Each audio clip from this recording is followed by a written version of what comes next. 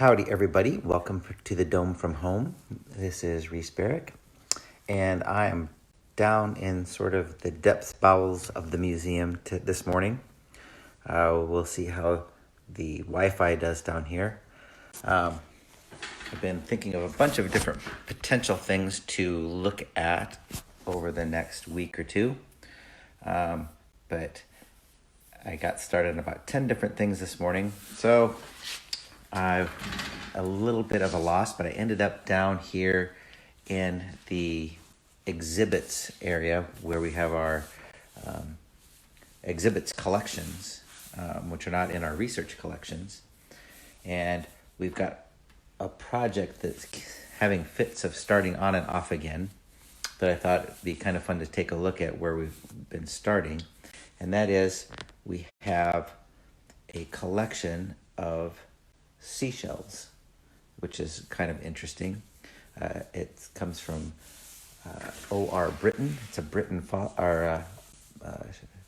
shell collection. It's recent things. And we'll give you an idea, is we've got a whole bunch of boxes. 1, 2, 3, 4, 5, 6, 7, 8, 9. A bunch over there. We have a whole bunch of boxes. And there's not a lot that's been done with them. We can see that we've got some boxes that are kind of open, and boxes are lots of newspaper wrapped shells. So if we move some of them, you can see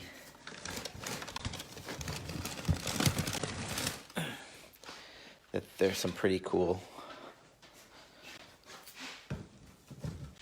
fairly large shells, right? So this is a marine snail. If you flip it over, you can see where the snail happened to have. I had a feeling we might have a tough time with our video today. So here's marine snails. This guy's a giant one. I think most of these guys are from probably the Indo-Pacific, although I'm not sure of that. I'll have to do some more research. But you can look on the back end of the snail, and you can see how the snail grows by winding around and growing circuitously, right? And we call this pattern is winding around to the right, so we call that dextral. And so there's all kinds of cool things in here. And what's fascinating too, that is another thing that's kind of cool to do with when you've got collections of anything, it also happens to be with plants, is a really fun one, is you can get an idea of what was going on or how old collections are by what the newspapers are that everything's wrapped in. All right, this is a newspaper from 1996. Stockton. They had a good track team, cross-country team, which is always kind of fun. So we have lots of boxes, and we're just now getting around to opening some of these boxes. It's a really cool project. If anybody likes to hang out by themselves and look at all kinds of cool things, we need all of these shells to be put into a digitized database, so we have an idea of everything that we have, so we can actually use some of these things even in exhibits as we come up with some ideas. So we have a variety of things here. We've got some shells, and here this is kind of cool. We don't always get this with fossil shells, but with modern shells, you can get for cockles or a variety of clam, you can get both shells put together, which is kind of cool. And each of these has something written, identification in there. Cardium is the genus name. Aquilatum, And it looks like this one is from Spain. There we go. Very cool. We've got a bunch of other variety of snails. And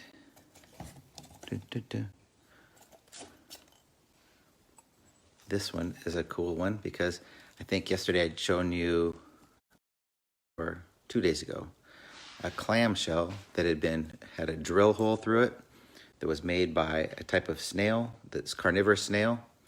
Well, here's a snail that has also been predated on or was eaten essentially by another carnivorous snail. And you can see right here there's a hole. That's a drill hole from another snail. And you can see that this one made it all the way through, which meant the killer, the snail that was the predator, was successful in drilling all the way through this shell, which meant this poor snail got munched on.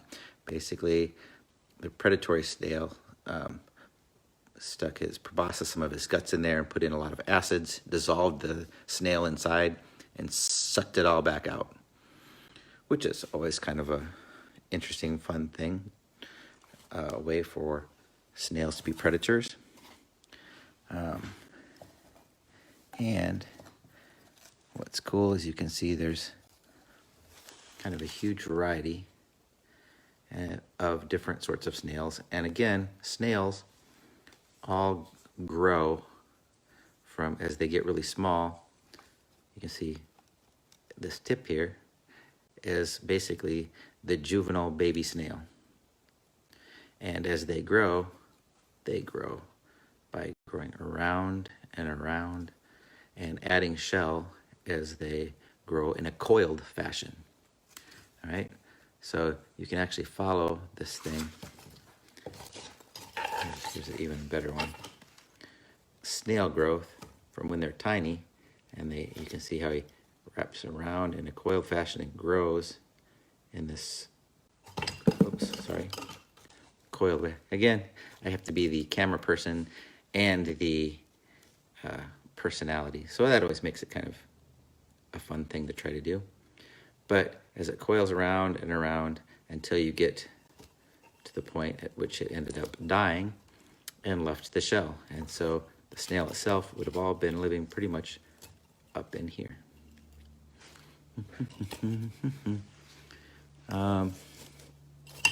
So a lot of these snails, depending on what type they are, have different ornamentation on them. All right, so you can have some snails, or gastropods, as we call them. Gastropod's a fun word. Gastro is stomach, right? You have gastrointestinal problems, you got problems with your stomach. So gastropods, fun name. Pods meaning foot, right? You have to go to a podiatrist if you have to deal with your foot problems. Well, these are gastropods, gastro meaning stomach. So these are stomach feet.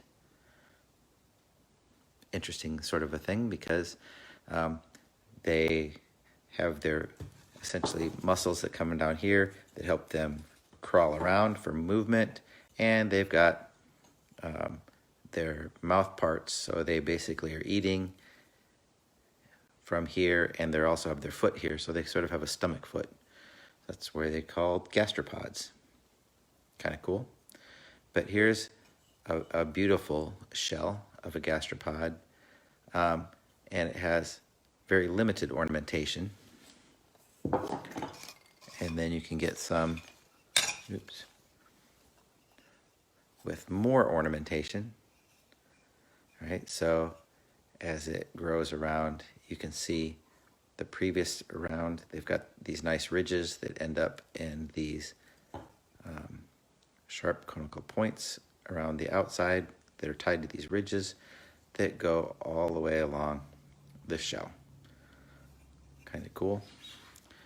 And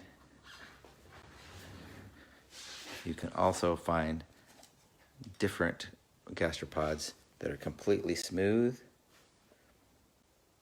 have no real ornamentation, but have a lot of bright colors. All right, so let's see what this one says on it. Junonia. These are, I think if these are Volcita, these are muricid, I think, snail or gastropods.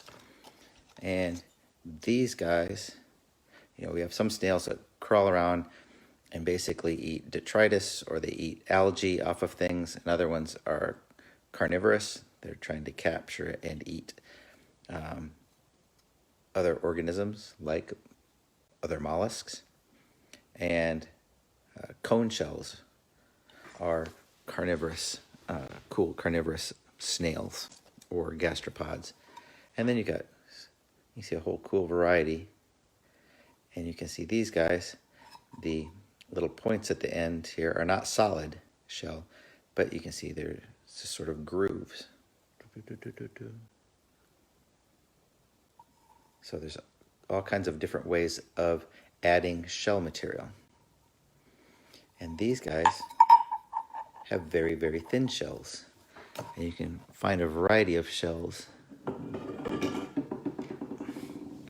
where the shells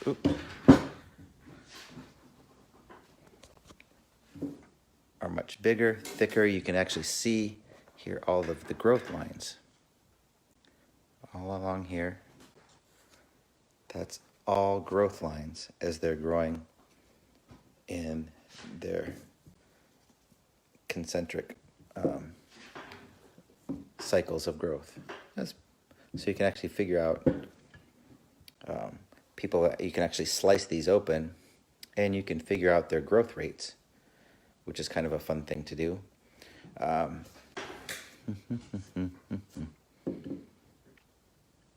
Let's see. Sometimes we don't realize just how many different kinds or how diverse the marine. All right. So, giving you this is just a minute little of the diversity of just some marine snails.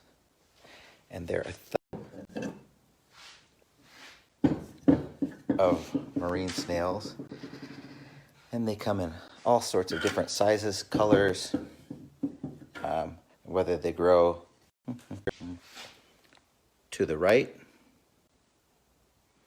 like this, and some of them grow sinistrally or to the left. And this particular guy, after he died, was still in the ocean for a while before he was collected. And you can see all sorts of little bits of marine worm scales or shells that colonized inside the shell after this guy happened to die. We'll put him back over here. Also some cool, more interesting, fun clam shells. And we could do a whole thing on invertebrate clams and how they make a living. And we might do that at some point in time. But we've got a huge variety here. Most of them that haven't even been unboxed yet. We still got to figure out what we've got. But over here is kind of cool. Dun, dun, dun. We've got our giant marine clams. So we can get sort of a size scale here. These guys are really giant, which are kind of always fun and fascinating, because we look in the Cretaceous about Inoceremus, and we have our giant marine clams in the Cretaceous seaway. These guys are also gigantic and huge, and you see they have very, very thick shells. All right, so there's not going to be a drill through this shell to predate on a clam this size. Let's see. Anyway,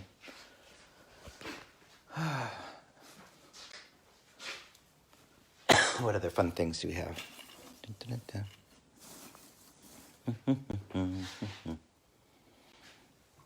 Oh, more scallops.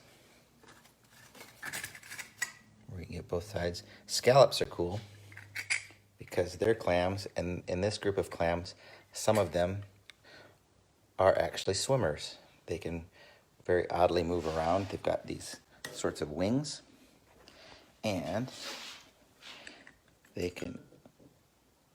got where the shells come together.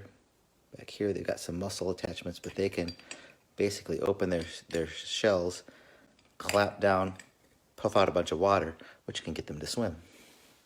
There's a small group of clams called pteropods, which are actually tiny, tiny little swimming clams. But scallops are kind of cool with that kind of ability. Some of them have. And then one of my favorite kind of cool animals are these guys. And if I asked you what kind of an animal this was, a lot of people would pick this shell up, flip it over, and say, looks like a clamshell. But it's not. It's actually a marine gastropod. But this is the whole shell. And you say, abalone. And I'd say, yes, that's it. It's an abalone. So that's my attempt at dad jokes here for the morning.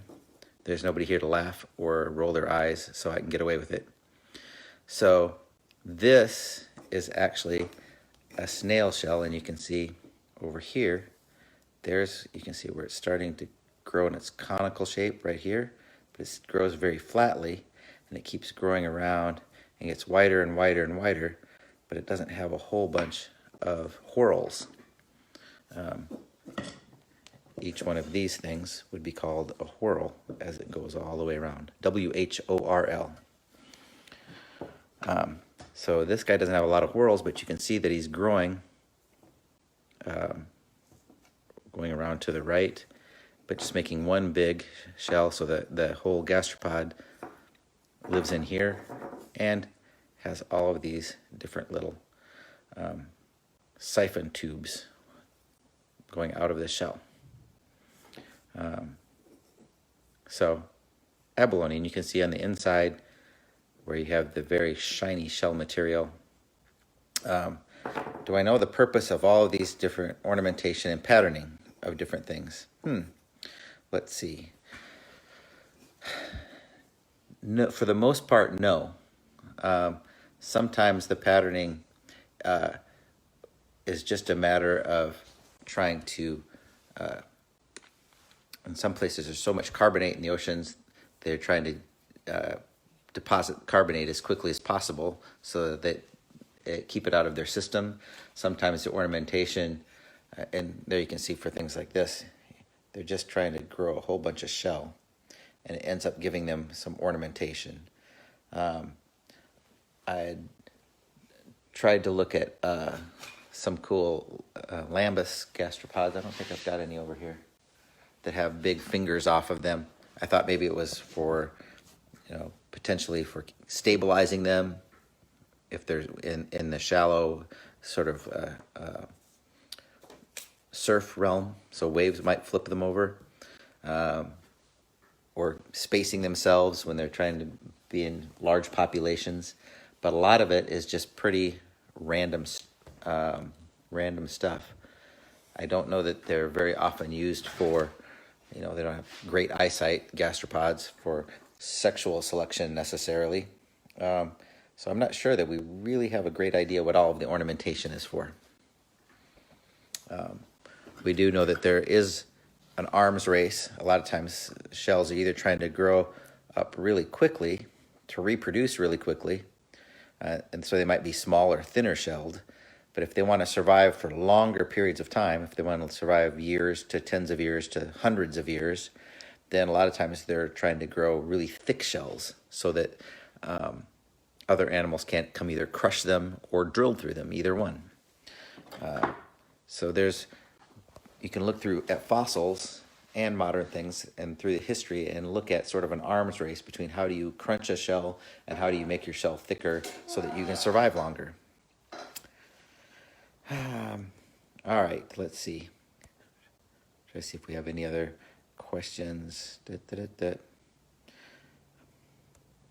All right, I think that's about it. I've got some more ideas, but fortunately, Ian's going to be taking over this afternoon at 2, and I'll start trying to figure out fleshing out one of my 8 ideas that I ran across this morning, but didn't have time to really flesh out at all. But I just thought this is kind of a cool look at the beginnings of a collection that we're just starting to figure out what the heck we've got. And hopefully we'll get some people in here that maybe can volunteer, want to come in and work on a cool seashell collection. We could probably put you to work. Anyway, this is Reese, and this is the Dome from Home. And hope you have a great morning, and look forward to seeing Ian this afternoon. All right. Have a great day.